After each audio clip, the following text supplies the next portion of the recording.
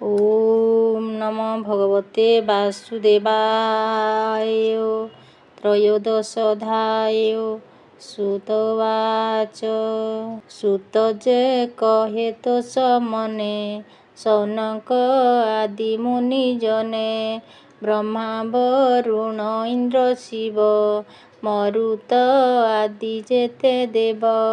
दिव्य जे स्तुति मान करे, स्तुति करନ୍ତି भाव भरे। ଅଙ୍ଗ ଉପାଙ୍ଗ କର୍ମ ପଦ, ସମେତେଣ ଉପନିଷେଧ। ସମେତ କରି ସାମବେଦ, ଗାୟନ କରି ବ୍ରହ୍ମପଦ। ସାମ ଗାୟନ ବିପ୍ରଜନେ, ମହିମା ଗାୟନ ବଦନେ। ଧ୍ୟାନରେ ତଦଗତ ହୋଇ, ପରମ ଯୋଗୀ ଯାହା ଧ୍ୟାଇ। ଆତ୍ମା ସ୍ୱରୂପ ଦେଖୁଛନ୍ତି, ଯାଅନ୍ତ କେହି ନ ଜାଣନ୍ତି। ସେ ବ୍ରହ୍ମ ଋଷି ଯେ ଈଶ୍ୱର, ତାହାଙ୍କୁ ମୋର ନମସ୍କାର। କ୍ଷୀର ସମୁଦ୍ର ମନ୍ଥନରେ, ପୃଷ୍ଠେ ମନ୍ଦର ଗିରିବରେ। ଭ୍ରମିଲା ଦଧି ଭାଣ୍ଡ ପ୍ରାୟେ, ସମୁଦ୍ର ମନ୍ଥନ ସମୟେ। ଦେବ ବରଷରେ ଗଣନା, ସହସ୍ର ବରଷ ବର୍ଣ୍ଣନ। କମଠ ପୃଷ୍ଠେ କଣ୍ଡୁଥିଲା, ଘର୍ଷଣେ ସୁଖ ସେ ପାଇଲା। ନିଦ୍ରା ଉପୁଜିଲା ତାଙ୍କର, ସେନାଦେ ପବନ ବାହାର। ନିଶ୍ୱାସ ଆତଜାତ ହୋଇ, ସେ ଯେ ପବନ ସର୍ବାଶ୍ରୟୀ। ସର୍ବଜୀବ ରକ୍ଷା କାରଣ, ଯହିଁ ବଞ୍ଚନ୍ତି ସର୍ବଜନ।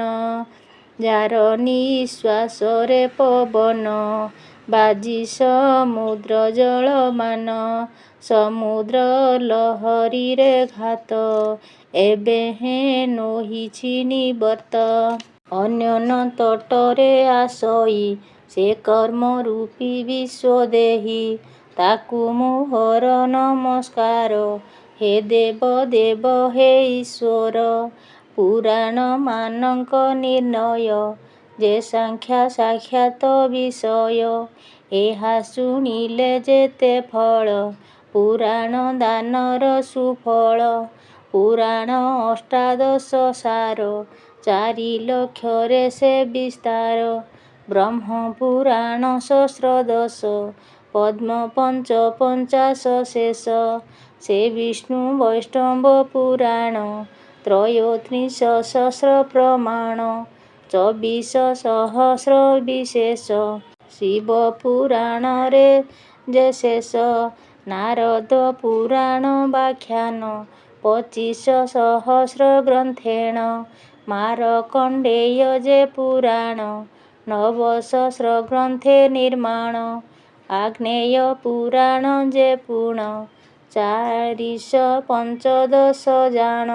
ଭବିଷ୍ୟ ପୁରାଣ ଯେ ବାଣୀ, 14 ସହସ୍ରେ ଗଣି। ପଞ୍ଚଦଶ ଅଧିକ ପୁଣ, ଏ ଭାବେ ପୁରାଣ ଯେ ଜାଣ। ବ୍ରହ୍ମ ବୈବର୍ତ ଯେ ପୁରାଣ, 18 ସହସ୍ର ଗ୍ରନ୍ଥେଣ। ଲିଙ୍ଗ ପୁରାଣର ବିସ୍ତାର, 11 ସହସ୍ର ଯେ ସାର। ବରାହ ପୁରାଣ ଯେ କହି, ସେ 24 ସହସ୍ର ହୋଇ। ସ୍କନ୍ଦ ପୁରାଣରେ ବିସ୍ତାର, 81 ସହସ୍ର ଗ୍ରନ୍ଥ ସାର।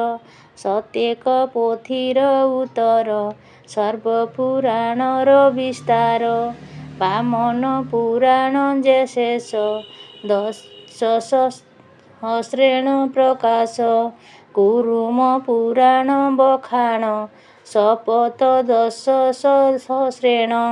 ମତ୍ସ୍ୟ ପୁରାଣର ବିଧାନ, 14 ସହସ୍ର ଗ୍ରନ୍ଥେଣ। ଗରୁଡ଼ ପୁରାଣ ଯେ ପୁଣି, 19 ସହସ୍ରେ ଜାଣି। ବ୍ରହ୍ମାଣ୍ଡ ପୁରାଣର ଶେଷ, 12 ସହସ୍ର ପ୍ରକାଶ। ଏ ଭାବେ ଅଷ୍ଟାଦଶ ସାର, ଶ୍ରୀ ଭାଗବତ ନାମ ଯାର।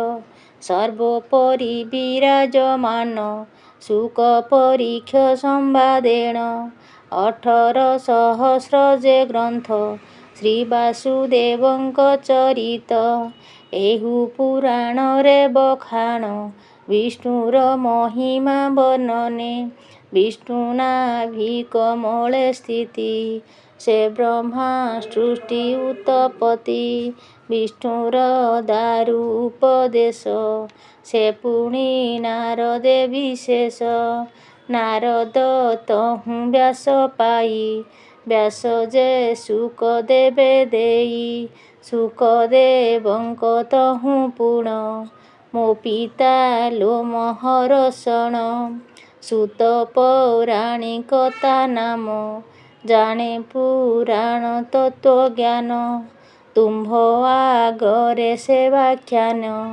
ଥୋକାଏ କହିଥିଲେ ପୁଣ ବଳଦେବ ତାଙ୍କୁ ମାଇଲେ ମୋତେ ସେ ଅଧିକାର ଦେଲେ ପୂର୍ବେ ତାହାଙ୍କଠାରୁ ମୁହିଁ ଉପଦେଶ କରିଅଛଇ କହିଲି ତୁମ୍ଭର ଆଗରେ ଯାମତେ ଯୋଗ ବଳେସ୍କରେ ଶ୍ରୀ ଭାଗବତ ଯେ ପୁରାଣ ବାସୁଦେବର ଲୀଳାମାନ କଥା ସମୂହେ ପରିପୂର୍ଣ୍ଣ ବେଦ ବେଦାନ୍ତେ ସାର ବ୍ରହ୍ମ ସକଳ ଶାସ୍ତ୍ର ଯେ ପୁରାଣ ଅର୍ଥମାନରେ ପରିପୂର୍ଣ୍ଣ କେବଳ ସେହି ମୁଖ୍ୟ ଦାତା ବ୍ରହ୍ମ ତେଜ ରୂପା ସେ ଧାତା ଏ ଯେ ପୁରାଣ ଭାଗବତ ବିଷ୍ଣୁର ମହିମା ବର୍ଣ୍ଣିତ ଭାଦ୍ରବ ପୂର୍ଣ୍ଣମୀ ଦିନରେ ସୁବର୍ଣ୍ଣ ସିଂହାସନ ପରେ ପୁସ୍ତକ ମାନ ବସାଇଣ ପୂଜା କରି ବିଷ୍ଣୁ ଭାବେଣ ବ୍ରାହ୍ମଣ ବୈଷ୍ଣବରେ ଦାନ ଦିଅଇ ଯେ ବଣ ରାଜନ ଯଥାଶକ୍ତି ଦକ୍ଷିଣା ଦେଇ ବେଦ ବଚନେ ସମର୍ପଇ ପରମ ଗତିକୁ ଯେ ପାଇ ବୈକୁଣ୍ଠ ଭୁବନ ଦେଖଇ ସାଯୁଜ୍ୟ ମୁକ୍ତି ସେ ଲଭଇ ବିଷ୍ଣୁ ଦେହରେ ଲୀନ ହୋଇ ସାଧୁ ଯେ ସଭାମାନ କରେ ଅନ୍ୟ ପୁରାଣ ଯେ ପ୍ରଚାରେ ସେ ଶୋଭା ପାଉ ଯେ ନଥାଇ ଭାଗବତ ଯେବେ ନଥାଇ ସକଳ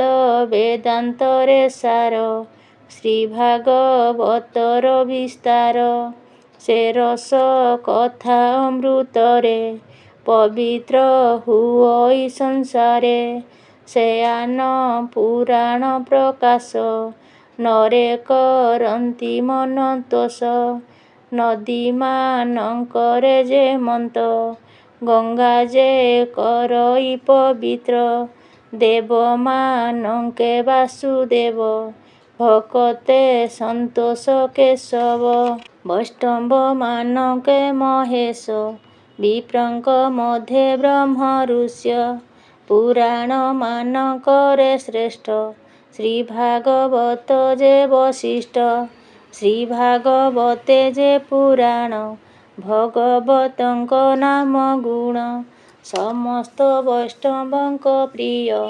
ପରମହଂସର ନିର୍ଣ୍ଣୟ ଧର୍ମ ନିର୍ମଳ ଶାନ୍ତି ଭାବ ଜ୍ଞାନ ବୈରାଗ୍ୟ ମୁକ୍ତି ବର୍ଗ ଏ ଆଦି ଯହିଁର ପ୍ରକାଶ ନିର୍ଗୁଣ ଗାୟନ ଅଭ୍ୟାସ ପଢ଼ନ୍ତି ଶୁଣନ୍ତି ଯେ ପ୍ରାଣୀ କର୍ମ ବନ୍ଧନ ମୋକ୍ଷ ପୁଣି ଜନ୍ମ ମରଣାଦି ନୁହଁଇ ସେ ନିରାକାରେ ଲୀନ ହୋଇ ଜ୍ଞାନ ପ୍ରଦୀପ ଯେ ପୁରାଣ ବିଷ୍ଣୁ ଉପଦେଶ ବ୍ରାହ୍ମଣ ବ୍ରହ୍ମା ନାରଦଙ୍କୁ କହିଲେ ନାରଦ ବ୍ୟାସେ ପୁଣ ଦେଲେ ବ୍ୟାସେ ଶୁକଦେବଙ୍କୁ କହି ଶୁକ ଯେ ପରୀକ୍ଷେ ବୁଝାଇ ସେଠାରୁ ଜଗତେ ବିଖ୍ୟାତ ନାମ ଯେ ଶ୍ରୀ ଭାଗବତ ଏ ଭାବେ ଭଜ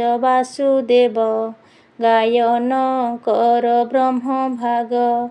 ଏବଂ ଭୂତ ଯେ ଶୁକଦେବ। ତାଙ୍କୁ ନମସ୍କାର ହୋଇବ। ଭାଗବତ ହେ ବାସୁଦେବ। ସର୍ବ ଆତ୍ମା ସ୍ୱରୂପୀ ଜୀବ।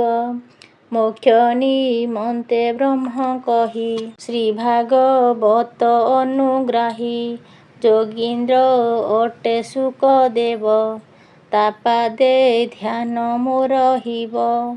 ସେ ବ୍ରହ୍ମ ଋଷି ଯେ ଅଟନ୍ତି। ସଂସାର ସାଗରେ ଭ୍ରମନ୍ତି। ବିଷ୍ଣୁ ଭକତ ପରୀକ୍ଷିତ। ତାଙ୍କୁ ସଂସାରୁ କଲେ ମୁକ୍ତ। ତାଙ୍କୁ ପୁନଃ ପୁନଃ ହୋଇ ନମସ୍କାର କରଇ ମୁହିଁ। ଶ୍ରୀ ଭାଗବତ ଯେ ପୁରାଣ। ଦ୍ୱାଦଶ ସ୍କନ୍ଧରେ ସମ୍ପୂର୍ଣ୍ଣ। ଦ୍ୱାଦଶ ସ୍କନ୍ଧେ ତ୍ରୟୋଦଶ ଅଧ୍ୟାୟରେ କହିଲୁ ବିଶେଷ। ସୂତ କହନ୍ତି ତୋଷ ମନେ। ଶୁଣ ସୌନକ ମୁନିଜନେ। କହିଲୁ ଭାଗବତ ସାର। ଯା ଶୁଣି ସଂସାରୁ ନିସ୍ତାର। କହଇ ବିପ୍ର ଜଗନ୍ନାଥ। ଦ୍ୱାଦଶ ସ୍କନ୍ଧେ ଭାଗବତ। ଶୁଣ ସୌନକ ତୋଷ ମନେ। ଶ୍ରୀ ଭାଗବତ ଯେ ପୁରାଣେ। ପୂର୍ବେ ବିଷ୍ଣୁ ବାଣୀ ନିମିତ୍ତେ। ଧର୍ମ ପରିପାଳନ ଅର୍ଥେ। ଯୁଗେ ଯୁଗେ ସମ୍ଭବ ହୋଇ। ଧର୍ମ ପ୍ରବର୍ତ୍ତାଇବା ପାଇଁ। ବିଷ୍ଣୁ ଅଂଶକୁ ପ୍ରାଣୀ କହି। ସାଧୁ ବୈଷ୍ଣବ ବିଷ୍ଣୁ ଦେହି। ଶ୍ରୀଧର ନାମେ ବିପ୍ରବର। କଳି ଯୁଗରେ ଜନ୍ମ ତାର। ଶ୍ରୀ ଭାଗବତ ଯେ ପୁରାଣ। ଅଷ୍ଟାଦଶ ସହସ୍ର ଶ୍ଲୋକେଣ। ତାଟିକା ଚଉବିଂଶ ସହସ୍ର। କରଇ ଶ୍ରୀଧର ପ୍ରକାଶ। ବିପ୍ରକୁଳେ ଜନମ ହୋଇ। ଜଗନ୍ନାଥ ନାମ ସେ ବହି। ପ୍ରାକୃତ ବନ୍ଧେ ଭାଗବତ। କହିଲେ ସନ୍ଥ ଜନେ ହିତ। ସୁଜନେ ଦୋଷ ମନ ଧର। ଅଶେଷ ମହିମା କୃଷ୍ଣର। ତାଙ୍କର ଗୁଣ କର୍ମ ଯଶ। ପୁରାଣ କଲି ଗୀତ ରସ। ସାଧୁ ଚରଣ ରେଣୁ ଆସେ। ଅନୁକ୍ଷଣେ ମୁଁ ଚିତ୍ତେ ଘୋଷେ। ଜଗନ୍ନାଥ ଦାସଙ୍କ ଗୀତ। ନାମ ତା ଶ୍ରୀ ଭାଗବତ। 329। ଏକାଦଶ ଯାଏ ପ୍ରକାଶ। ଅଧ୍ୟାନାମେଣ ଯେ ବିଶେଷ। ଶ୍ରୀ ଭାଗବତ ଗୀତା ରସ। ଗାଇଲେ ଶୁଣିଲେ ଶ୍ରବଣେ।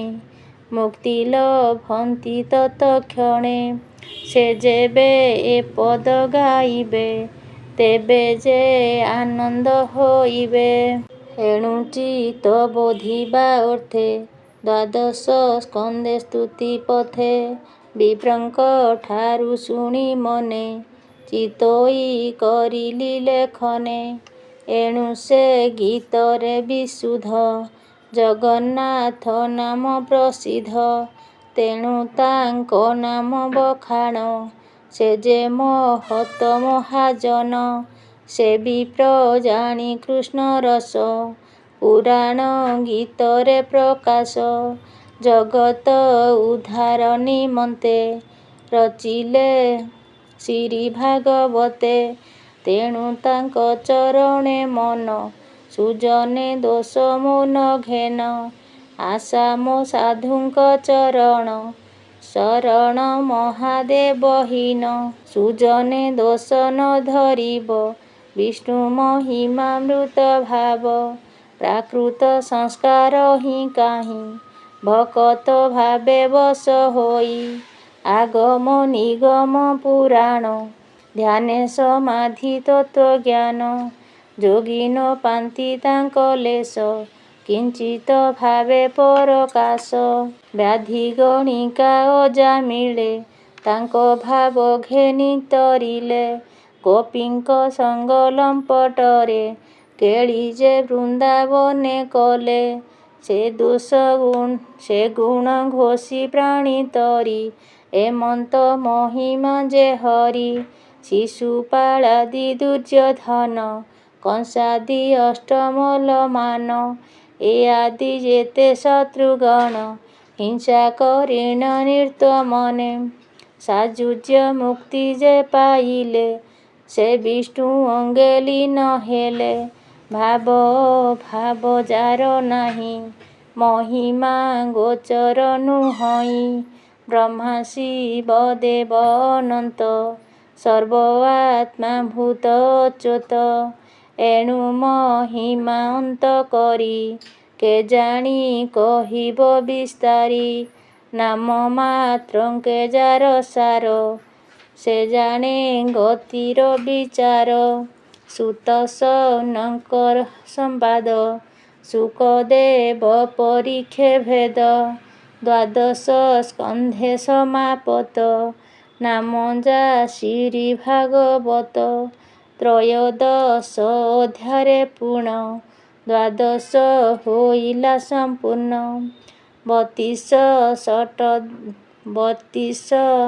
ଶତଷଟ ପଦ ଦେଶ ଭାଷା ପ୍ରାକୃତ ବନ୍ଧ 12 ସ୍କନ୍ଧ ଭାଗବତ ପୁରାଣ ଅଧ୍ୟାୟରେ ବିଖ୍ୟାତ 335 ପୁରାଣ ସଂଖ୍ୟାରେ ବିଶେଷ 342 12 ସ୍କନ୍ଧ ହୋଇ ସମ୍ପୂର୍ଣ୍ଣ କହିବି ପ୍ରଜଗନ୍ନାଥ ହରିଚରଣେ ଦେଇ ଚିତ ଇତି ଶ୍ରୀମଦ୍ଭାଗବତେ ମହାପୁରାଣେ ପାରମହଂସ୍ୟା ସଂହିତାୟା 82 ଦ୍ୱାଦଶ ସ୍କନ୍ଧେ ସୁତ ସନକ ସମ୍ବାଦେ ପୁରାଣ ସଂଖ୍ୟା ବର୍ଣ୍ଣନେ ନାମ ତ୍ରୟୋଦଶୋऽଧ୍ୟାୟଃ ଭୀମସ୍ୟାପି ରଣେ ଭଙ୍ଗୋ ମୁନେରପି ମତିଭ୍ରମଃ ଯଦି ସୁଧମ ସୁଧବା ମମ ଦୋଷो ନ ବିଦ୍ୟତେ ଓಂ ନମୋ ଭଗବତେ ବାସୁଦେବାୟ।